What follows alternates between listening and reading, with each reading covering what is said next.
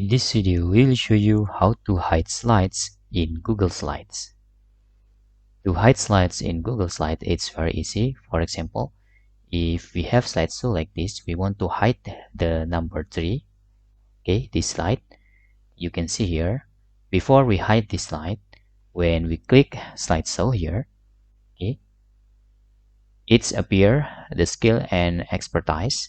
And if we want to hide just this, okay, we click escape button in our keyboard, just right click in here, then you can click skip slide.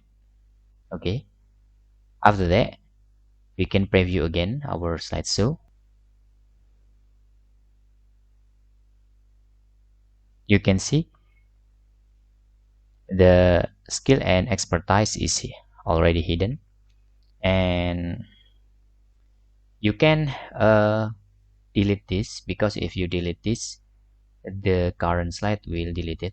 Okay, so how to hide this area? You can just click view, okay, and don't tick show film strip. Unfortunately, we can also hidden with the slide on film strip. So this is all you can do on Google Slides to hide your slides. That's all tutorial how to hide slides in Google Slides. Hope this video helpful for you.